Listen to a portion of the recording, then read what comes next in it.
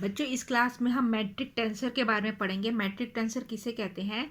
हमने curvilinear coordinate system के बारे में पढ़ा था। जो कर्वीलिनियर कोऑर्डिनेट सिस्टम्स होते हैं उनको टेंसर के नोटेशन में लिखा जाता है।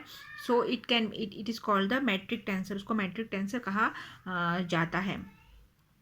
सो कर्वीलिनियर कोऑर्डिनेट सिस्टम में जो बेस वेक्टर्स होते हैं, है ना, बेस वेक्टर्स होते हैं उनको जो टेंसर्स है उसमें मैट्रिक कोफिशिएंट के रूप में भी लिखा जाता है। तो ये हम देखेंगे। सो कर्वीलिनियर कोऑर्डिनेट सिस्टम में जो लाइन एलिमेंट्स हैं, लाइन एलिमेंट्स हमने देखे थे u1 u2 u3 डायरेक्शंस के जो लाइन एलिमेंट्स हैं। h1 जो u1 को एक्सिस था उसका लाइन एलिमेंट था h1 du1, u2 का था h2 du2 और u3 का था h3 du3 लाइन एलिमेंट। सो उसको हम किससे बताते हैं? dl है ना, dl square is equal to summation, जहाँ पर b, यहाँ पर क्या था, b is the base vector. b क्या था? Base vector. So B I B J D U I D U J. So B I को क्या लिख सकते थे? B I is equal to base vector था, उसको del R by del U I, है ना, जो इसका R is the position vector. तो del R by del U I. तो ये लाइन एलिमेंट था कर्वीलिनियर कोऑर्डिनेट सिस्टम का। कार्टेशियन कोऑर्डिनेट सिस्टम में जो डिस्प्लेसमेंट होता है उसको इस तरीके से बताते हैं, जब है ना, D R is equal to I D I cap D X plus J cap D Y plus K cap D Z. और टेंसर में कैसे लिखा जाता है? हमको इसको टेंसर के फॉर्म में लिखना है। तो डी एक्स को D X one, D Y को D X two, D Z को डी एक्स थ्री। तो ये जो कार्टेशियन कोऑर्डिनेट में जो ये डिस्प्लेसमेंट की इक्वेशन है उसको लिख सकते हैं D R is equal to I cap D X one plus J cap D X two plus K cap D X three. तो टेंसर नोटेशन में जो कर्वीलिनियर कोऑर्डिनेट सिस्टम है उसको किस तरीके से लिखा जाता है? u1 x बार 1, u2 x बार 2, u3 x बार 3, इस तरीके से उसको लिखा जाएगा, है ना। और जो पोजीशन वेक्टर है r, उसको लिखेंगे i x1 x1 plus J x2 plus के x3। और टेंसर नोटेशन में जो बेस वेक्टर है, बेस वेक्टर जो कर्वीलिनियर कोऑर्डिनेट का सिस्टम का बेस वेक्टर बी आई है उसको D R by D U I से बताते हैं। और उसको टेंसर नोटेशन में ऐसे लिख लेंगे,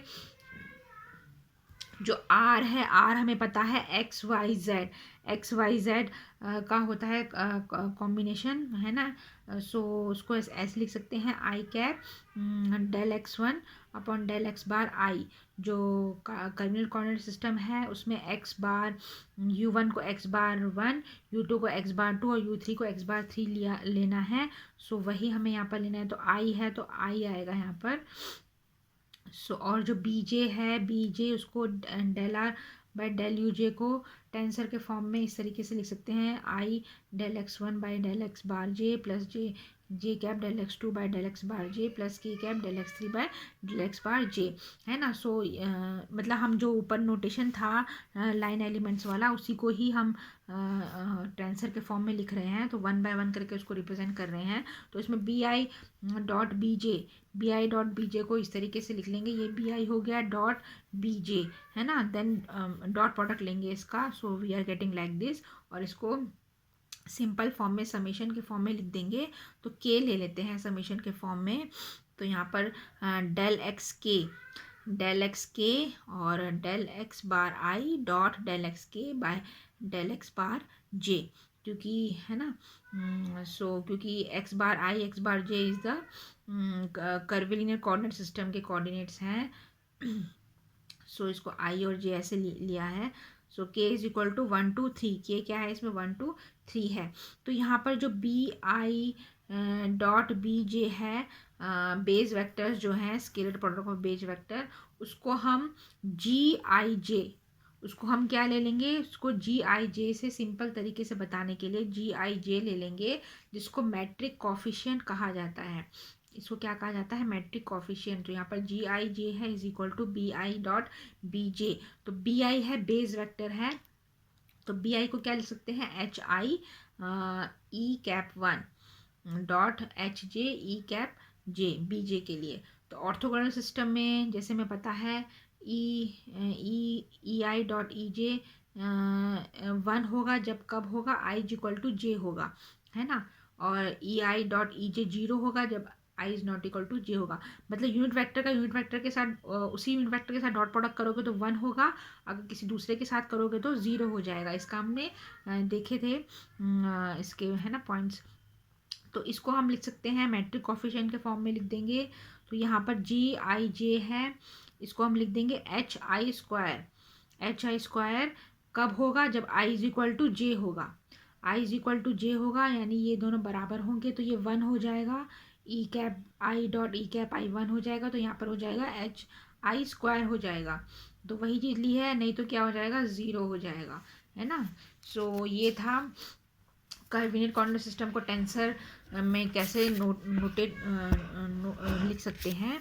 तो ये तो सेम जो नॉन ऑर्थोगोनल सिस्टम है, जो नॉन ऑर्थोगोनल सिस्टम में जो जी आई जे मैट्रिक कोफिशिएंट है, उसके क्या टेंसर हो जाएंगे? 9 कंपोनेंट्स हो जाएंगे 3 डायमेंशन स्पेस में, और वो है ना। सो उसको इस तरीके से रिप्रेजेंट करेंगे B I dot B J. जो मैट्रिक कोफिशिएंट है वो क्या है? बी आई, जो बेस वेक्टर है उसका डॉट प्रोडक्ट है B I dot B J, जिसको और बी आई जो है बी आई और बी जे को इस तरीके से लिखा जा सकता है। तो इसको हम जो लाइन एलिमेंट वाली इक्वेशन थी उसको हम दोबारा टेंसर के फॉर्म में लिखेंगे। तो B I dot B J था, उसकी जगह हमने क्या ले लिया है? जी आई जे हमने लिख लिया है ना। और जो ये वाली जो टर्म थी उसके बदले हम क्या लिखेंगे? D X I D X J. So इसमें आइंस्टाइन की समीशन कन्वेंशन ले लेते हैं। आइंस्टाइन की समीशन कन्वेंशन के हिसाब से सिग्मा को क्या करते हैं? हटा दिया जाता है। सो सिग्मा को आप हटा दोगे तो G bar I J D X bar I D X bar J, इस तरीके से इसको लिख सकते हैं। अगर इसमें जी आई जे है वो नॉन सिंगुलर है, नॉन सिंगुलर है means it is not equal to 1, है ना। नॉट इक्वल टू 1 है तो इसका जो डिटर्मिनेंट होगा वो भी क्या होगा? It is not equal to 0 होगा, है ना। सो और अगर सिमेट्रिक है, अगर ये जी आई जे क्या है? सिमेट्रिक है, तो जी I J is equal to क्या हो जाएगा? जी J I, ji J I हो जाएगा। So this is the metric. अब इसका ट्रांसफॉर्मेशन देखना है। So transformation of metric tensor.